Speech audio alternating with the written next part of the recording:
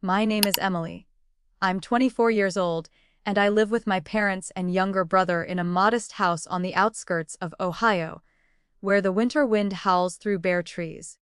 I work at an insurance company, a steady job with a modest salary that covers the electric, water, and internet bills essentials that keep our home running. Without my contributions, the heater would have failed last winter, leaving us shivering in the dark. That Christmas Eve, I trudged home after a long shift, my thick coat still wrapped tightly around me, the faint scent of coffee from the office break room clinging to my sleeves. The living room glowed dimly, our Christmas tree slouched in the corner, draped with frayed string lights from 3 seasons past, their faint flicker casting uneven shadows. My mother, Linda, set a plate of ham on the worn dining table, her movements slow, almost mechanical. My father, George, sat at the head of the table, clutching a wine glass, his eyes fixed on the ceiling light as if it could unravel the weight of his thoughts.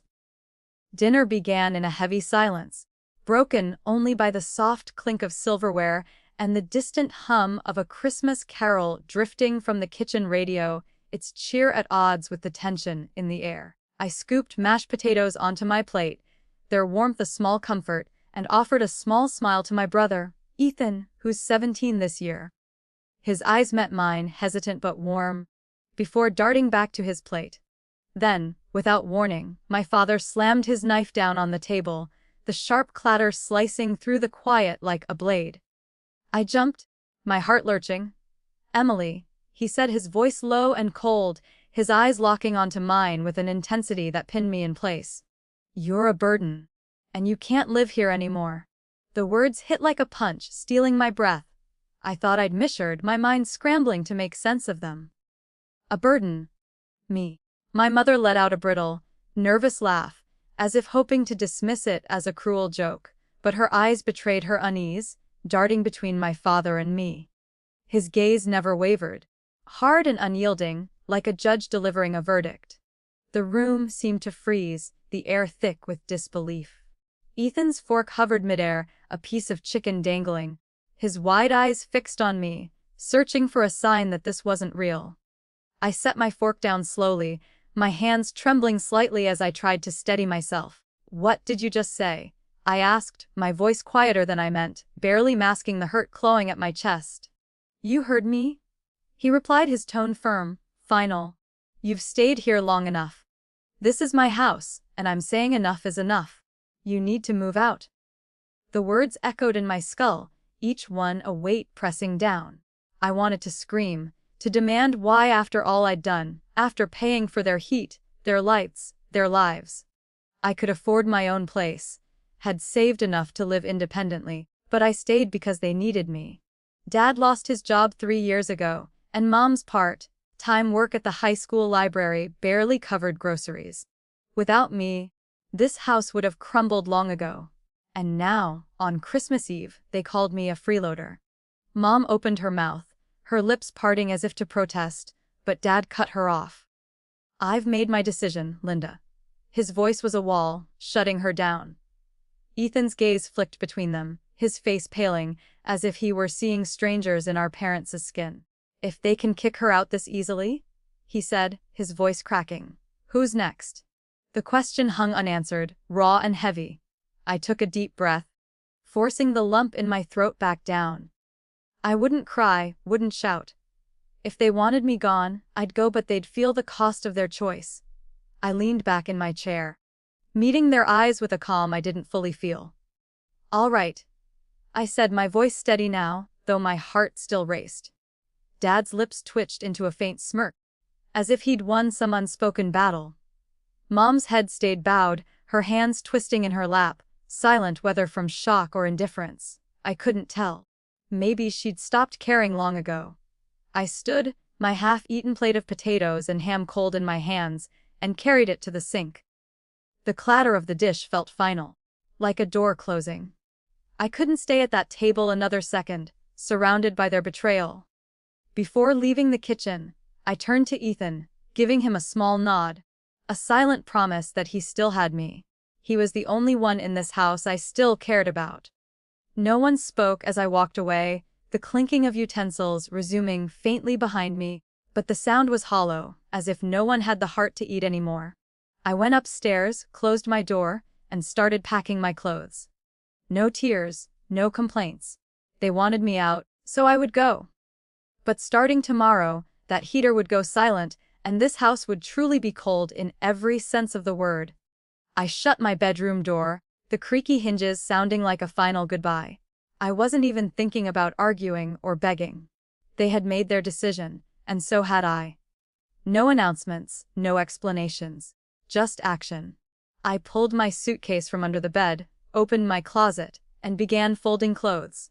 Every shirt, every notebook, every little accessory I had bought with overtime pay. All packed into the silent suitcase. This room once comforted me when the world felt too heavy. Tonight, it was just a shelter for someone no longer welcome. As I folded my last hoodie, a soft knock came at the door. "Emily," Ethan's voice was barely a whisper. "Did you lock the door?" I walked over and opened it. He stepped in, shoulders hunched against something bigger than the winter cold. "Are you really leaving?" His eyes were red, but Ethan was always strong. He didn't cry. At least not in front of me. I nodded. They said it, didn't they? And I have no reason to stay. Ethan sat on the bed, looking around the now empty feeling room. "But if you go, who's going to pay for the electricity? The internet? You know, they can't afford it." I didn't answer right away. Ethan wasn't stupid. He knew. And that's what scared him. I wasn't just his sister. I was the lifeline this house clung to. "I know," I said softly. "But I can't live my whole life as a walking wallet, Ethan. I deserve to breathe, too. I deserve a real life." He was silent for a long time before he whispered, "I want to go with you." I froze. "You can't," I said gently. "You're still in school. You're still a minor. They won't let you leave." "Then what about you? Where will you go? Who will you stay with?" He asked quickly, like if I didn't have a perfect plan, I shouldn't leave at all. I exhaled. "I'll stay at Sarah's for a few days. I have enough saved to rent a small place. I always had a plan. I just didn't expect to use it this soon." Ethan stared down at his lap, hands clenched into fists. "They don't deserve you. They don't know what you've sacrificed." I sat next to him, resting my hand on his shoulder. "That doesn't matter anymore. What matters is that you don't get dragged down, too. Just hold on a little longer. Once you're old enough, I'll help you get out." He nodded slowly, like he was committing my words to memory. "You'll still text me, right? Every day." I smiled, soft as a promise. As Ethan left the room, he glanced back at me one last time. There was something in his eyes that twisted my chest, not just sadness, but the awful realization that from now on, he would live with two people who no longer acted like parents. I continued packing, checking every drawer and corner to make sure I didn't leave anything important behind. By the time I placed my suitcase by the door, it was nearly midnight. The whole house was dead silent, like no one had ever lived here at all. I pulled out my phone, logged into all the bill accounts, and started removing my banking information from each one. Electricity, internet, water, the secondary credit card I had opened for Mom. I closed them all in less than 10 minutes. No warnings, no explanations, because I had been warning them with my presence for 4 years, and they never listened. As I wheeled my suitcase down the stairs, I saw the living room light glowing through the crack under the door. But no one came to see me off. No one called my name. No apology. I could even hear the TV still playing. They were watching their Christmas program, as if nothing had happened. I opened the door without looking back. The freezing wind hit my face like a slap. But I didn't shiver. I just felt free. For the first time in years, I loaded my suitcase into the trunk, slid into the driver's seat, and closed the door. As my hands tightened on the steering wheel, I knew one thing for sure. My life would no longer be dictated by anyone else. And this Christmas night was the beginning of the life I truly deserved.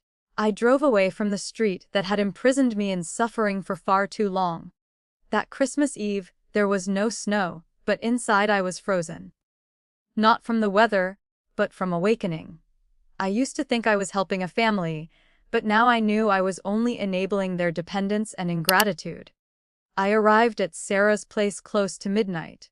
She was a close colleague of mine, living in a 2-bedroom apartment just a 10-minute drive from our office.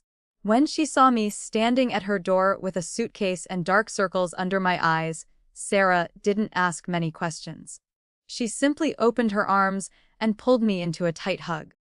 "Stay as long as you need," she said, then led me into the living room where I would sleep for the next few weeks. The next morning, as the sun rose above the rows of old brick houses, I sat at Sarah's small wooden table, opened my laptop, and began my silent retaliation. I logged into the utility payment portal. Under the account section, my name was still listed as the responsible party. I clicked remove. A pop-up appeared. "Are you sure you want to leave this account? After removal, bills will no longer be automatically paid," I confirmed. Then came the internet bill, water, gas, and even the Amazon Prime account my mother used to stream movies every night. I removed my credit card information from every system. For them, my support had become an entitlement. Now they would finally understand the value of what they had taken for granted. I leaned back in the chair and exhaled. Not out of satisfaction, but because for the first time in years, I had done something purely for myself. No more bills to pay. No more being financially exploited under the name of family duty. The next few days passed in rare peace. I went to work on time, had dinner with Sarah, and read before bed. Her small apartment was simple but warm, and, more importantly, nobody yelled at me for wanting a life of my own. But that peace didn't last long. On Wednesday afternoon, while I was organizing files at the office, my phone buzzed nonstop in my pocket. 5 missed calls from Mom, 2 from Dad, and 1 text from Ethan. The power's been shut off. Dad's screaming all over the house. I didn't reply, not because I didn't care, but because I had cared too much for too long. An hour later, another message came from Mom. "Emily, what's going on? The internet's down. The TV won't turn on. And your dad's furious. What did you do?" I read the message without a shred of guilt. They wanted me gone. They shouldn't expect me to keep funding the home that no longer had a place for me. That night, while Sarah and I were making a simple dinner, the phone rang again. I wasn't going to answer, but instinct told me to pick up. "Emily, I don't know what's happening. The power's out. The bills haven't been paid, and we can't even watch Netflix anymore." Mom's voice trembled, full of fear and confusion. "Who do you think has been paying for all that the past 4 years?" I asked calmly. Silence. Then Mom's voice, soft, almost guilty. "You. But your father thought." "Exactly." I cut her off. "You believed what Dad said. Now both of you need to live with your choices." I hung up. At the time, I thought it was over. I assumed once the services were shut off, they'd adjust, but I had underestimated Dad's dependence and pride. The next day, I got an email from the bank. Alert. Suspicious login attempt from an unfamiliar device. I checked immediately.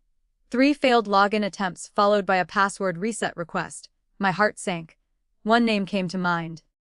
Dad. I called Ethan. His voice was low and tense. "Emily. I think Dad's trying to get into your bank account." I saw him holding Mom's old notebook where she wrote down passwords. I gripped the phone tighter. "Thanks, Ethan. I'll take care of it." I sat down and began changing every password. Bank accounts, emails, streaming services, even food delivery apps. Layer after layer of security went up, a silent message. I was no longer the obedient daughter they could control. I thought after updating everything, activating 2-step verification, and removing all access, it would end. I hoped they would learn to fend for themselves. But I was wrong. My family didn't know how to live without someone to blame. And without me to target, they spiraled. 3 days after I left, Ethan texted during my shift. "Internet got cut off this morning. Last night, Mom had to cook on the gas stove because the microwave's dead. This morning, Dad punched the fuse box." I didn't reply. I simply put my phone down and took a deep breath. I knew that house was sinking into chaos, and I knew this was just the beginning. That night, leaving the office, I saw 6 missed calls from Mom, By the seventh I picked up. Her voice was hoarse, crying, confused and furious. Emily, what have you done? The house is dark. No TV, no hot water. Your dad's losing it. What did you do? I answered calmly. I only turned off what I was paying for. From now on, you can take care of yourselves, right? You can't do this, Mom shrieked. This is your home. I pressed my lips together, steadying my voice. No, it's the place where Dad kicked me out on Christmas Eve. Remember, I'm just following orders. Silence. Only heavy breathing came through the line. Finally, she whispered, your dad thinks you're trying to get revenge. I let out a dry, exhausted laugh. No, Mom. I'm just living my life. What bothers you is that I'm no longer living it for you. I hung up before she could say another word. I didn't need to explain anymore. They were used to my silent endurance. Now they would have to get used to my silent absence. The next morning, another alert from the bank. Suspicious login attempt. Possible fraud. Blocked. I didn't have to wonder. The only person desperate enough to hack into my accounts was Dad. I immediately called Ethan. He whispered when he answered, his voice full of worry. Emily, I think he's digging through Mom's old notebooks. He keeps yelling that he needs to get back what belongs to the family. I closed my eyes, feeling a painful tightness in my chest. Did you see him using the computer all morning? He keeps trying to log in and cursing when it fails. I chuckled bitterly. Good. The alerts are working. Emily, Ethan said slowly. He's starting to say weird stuff, like that girl thinks she's won, and I'll make her regret it. I'm a little scared. I gripped the phone. If anything strange happens, lock the doors and call me immediately. Got it. I'll keep my phone with me all night.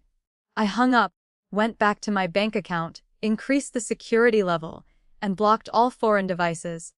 I changed the password again, this time 16 characters long, packed with special symbols, and linked everything to fingerprint verification. No more loopholes. That night, I didn't sleep well. Annoying unease sat heavy in my chest, a feeling that this wasn't over. And I was right. The next morning, just as I stepped out of the bathroom, Sarah called out from the living room. Emily, someone's banging on the door.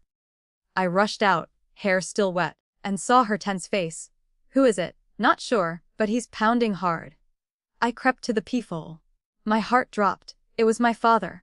He stood in the hallway, fists hammering the door, eyes bloodshot, voice echoing.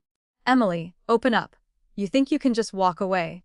Sarah looked at me, panicked. Are you calling the police? I nodded, already dialing 911.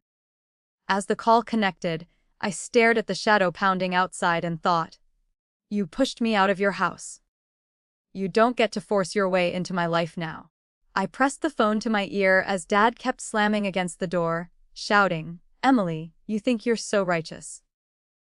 You think leaving solves anything? Sarah stood trembling behind me, clutching the door key, but frozen in place. I nodded reassuringly, then turned back to the phone. Yes, he's my father, but he's threatening me and trying to break into my friend's apartment. The dispatcher stayed calm. Officers are on the way. Stay inside and do not open the door. They'll arrive within 3 minutes. I hung up, my heart pounding, but my hands steady on the lock. Through the peephole, I saw Dad pacing the hall, muttering, shouting, hammering the door, ungrateful. After everything I did for you, Sarah whispered behind me. This has gone way too far. I nodded. I know, but he needs to understand. He has no power over me anymore. The sound of sirens pierced the air. As red lights flashed down the stairwell, I heard the heavy steps of officers running up. One knocked gently on the door. Police, open up. Stay calm. I opened the door and stepped aside. The police officers entered, speaking firmly to my father. Sir, you are disturbing the residents and causing a public disturbance. We need you to leave immediately. My father turned to them, his face flushed red. She's my daughter. I have the right to talk to her. One officer kept his tone calm. Not like this, sir. Your daughter called us because she felt threatened. If you don't leave immediately, we will have to act according to the law. I'm not going anywhere, he roared, suddenly lunging toward me as if trying to force me to listen. I stepped back, my palms clenched. feeling my heart pounding wildly in my chest.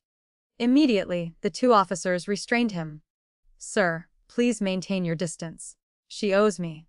She has no right to treat me like this," he shouted, his voice twisted in rage. "I'm her father. I have rights." That sentence, "I have rights," echoed in my mind like the final blow. For years, he had used those exact words to impose, control, and manipulate. But today, I was no longer the 17-year-old girl cowering at the dinner table, afraid of his next outburst. "I owe you nothing," I said clearly, locking eyes with him.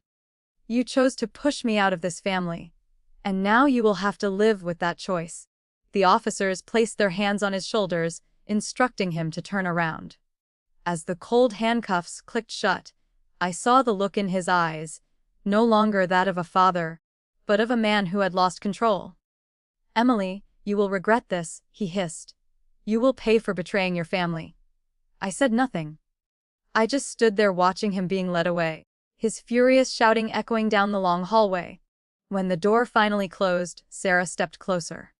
"Are you okay?" I nodded, though my throat was tight. "I'm okay. I just didn't think it would come to this." "You did what you had to do," she said, giving my shoulder a reassuring squeeze. "Sometimes you have to be strong enough to walk away from the things that hurt you most." I sat down on the couch, my hands still trembling. My phone buzzed.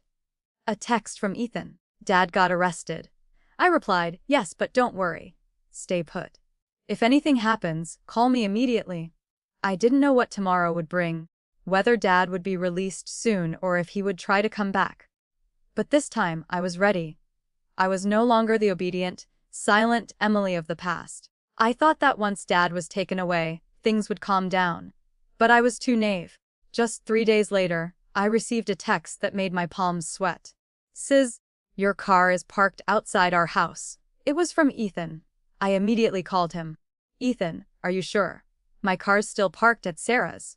"I know, but this morning, I saw it right outside our house. The window's slightly down, and there's a coffee bag Mom usually uses inside. You should come see." I jumped up, heart racing. My car should never have been there, especially since I had taken all my personal belongings with me. There was only one possibility. My mother had stolen it. I called Sarah to double-check the spare key still in the drawer at my place, untouched, she confirmed. That meant they had a copy of my key I didn't know about. And now my mother, the one who acted pitiful and desperate for help, had secretly taken my car. Without a word, I drove Sarah's car back to my old neighborhood. As I turned onto the street, I saw my car, the dark blue sedan with the familiar plates, parked quietly in front of the house. But quiet didn't mean innocent. I pulled over, got out, and walked toward it.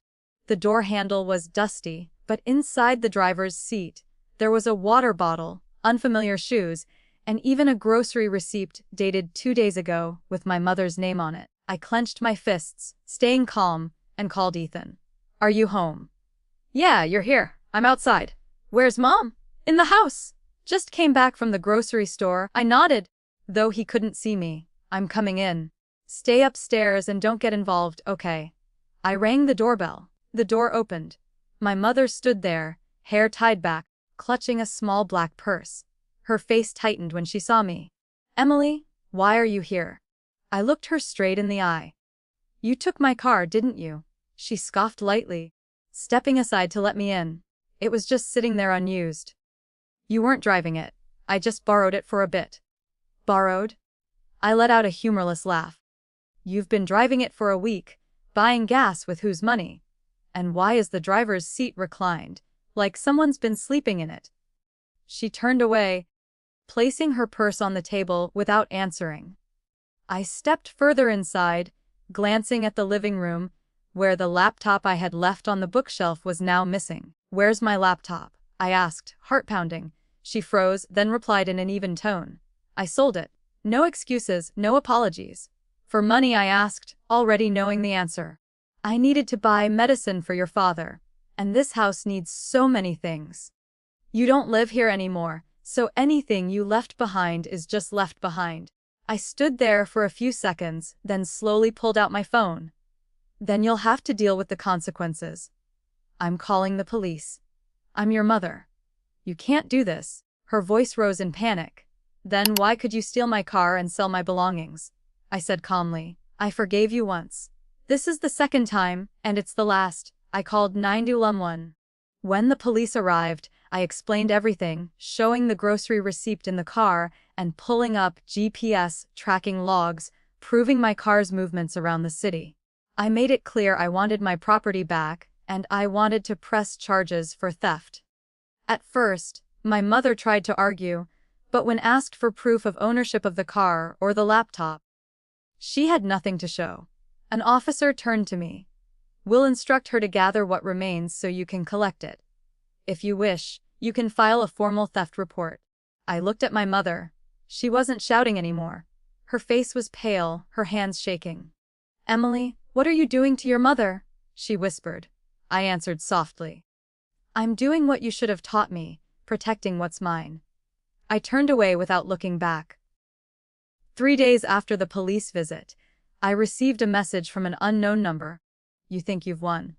You'll regret betraying your family. I stared at the screen. The short, chilling message made my spine stiffen. No signature, no name needed. I knew exactly who had sent it. Dad. I checked the county jail records through the public portal. My heart pounded when I saw the red letters, released on bail. The release date was this morning, meaning he had been out for less than 12 hours, and the message had arrived shortly after. I immediately texted Ethan. Dad's out on bail. Do you know who posted it? A few minutes later he called, his voice so quiet, I had to strain to hear. It was Uncle Tom, Dad's old drinking buddy. Yesterday, I heard Dad calling people asking for money. This morning, Uncle Tom came to the house, handed Mom an envelope, and left. I leaned back in my chair, feeling every muscle tense. Tom, the man who once made the whole neighborhood call the cops with his drunken parties. If he was the one who bailed Dad out, this wasn't just a rescue. It was an alliance, and maybe the beginning of something far worse. Emily, Ethan continued. Last night, Dad said, he's going to make you feel what it's like to be pushed out of someone's life. I think he's planning something. I jumped up and left Sarah's living room. She was cooking, and when she saw my pale face, she panicked. What's wrong? My dad made bail, and he just sent a threatening message. Sarah's face changed instantly. Emily, you can't stay here anymore. If he knows this address, you think he'll come back? I asked, even though I already knew the answer. Someone like him doesn't accept defeat. He already got arrested once for storming this apartment. Now he's got nothing to lose. You have to leave tonight. I bit my lip, clutching my phone tighter. Part of me didn't want to leave. I had found a little peace here. But my mind was clear. If I didn't leave now, something worse would happen. I nodded. Give me a few hours. I'll pack. Sarah gave me a quick hug. That evening I called a co-worker named Claire, who had once offered to let me stay with her when she heard I didn't have a permanent place yet. I had turned her down before, because I didn't want to burden anyone, but now there weren't many options. Claire immediately said, yes, bring your stuff anytime. There's a spare room. You don't need to explain anything. I packed quickly and silently. Not much, just a few clothes, my laptop, personal documents, the most important things. The rest I would come back for later, if I got the chance. As night fell, Sarah and I loaded everything into the car. Before we left, I double-checked the security system one last time. Cameras, smart locks, phone alarms, everything was set. Sarah put a hand on my shoulder. I'll call the police if anything weird happens. Don't worry about me. Take care of yourself first. I nodded, before getting into the car. I looked back at the building one last time. Tonight I wasn't running away. I was choosing to keep living the right way. On the drive to Claire's place, my phone buzzed again. Another message from the same number. You can run, but you can't hide forever. Family is forever, Emily. I didn't reply. I simply took a screenshot and sent it straight to the police department along with my previous report. In the description box, I typed each word carefully. I am being threatened by the man who used to be my father. I no longer feel safe. I knew he wasn't going to give up easily. But I also knew something else. I was no longer the daughter who silently endured. If he wanted to make me a target this time, I would be a target that fought back. That weekend morning, I returned to the old house, the place I once called home, to retrieve what was left. I didn't go alone. A police officer accompanied me under a civil standby order I had filed 2 days earlier. Ethan was already waiting on the porch. He held a small backpack, his face showing how exhausted he was. "Are you sure you want to go in alone?" he asked quietly, like even a loud noise might bring all the bad memories rushing back. I nodded, then turned to the officer. "I'm only here to collect my things. If they interfere or touch me, please intervene immediately." The door opened. My mother sat on the sofa, clutching her purse like it was the last thing she could control. My father stood in the kitchen, his gaze cold and silent. I didn't look at them. I just walked straight upstairs to the room that had been my only refuge for 4 long years. The old closet had been emptied, my belongings stuffed into 2 plastic bags. Some personal items, books, keepsakes, old photos were scattered across the floor. I picked everything up, packed them into my suitcase without letting myself think too much. They were no longer pieces of home, just remnants of a life I had already stepped away from. When I came back down, dragging my final suitcase, my mother stood up abruptly. "You're not going to say anything. After everything, you're just going to leave in silence." I paused but didn't turn around. My voice was even, emotionless. "I said plenty in the past and you never listened. It was your father's fault, not mine." I turned, looking her directly in the eyes for the first time in months. "You stayed silent while he humiliated me. You stood by when he kicked me out on Christmas Eve. You sold my belongings like I didn't even exist. And you think I owe you a goodbye." She didn't answer. Her gaze dropped to the floor, as if trying to disappear. My father stepped forward, still full of anger. "You think cutting ties is the solution? You're tarnishing your own family." I gave a small, cold laugh. "No. I'm just living what this family taught me. If you're not respected, don't stay." I pulled a folded document from my pocket, a copy of a restraining order petition. "If either of you sends another message, shows up where I live, or tries to access my accounts, I'll file this immediately, and next time it won't just be a polite knock from the police."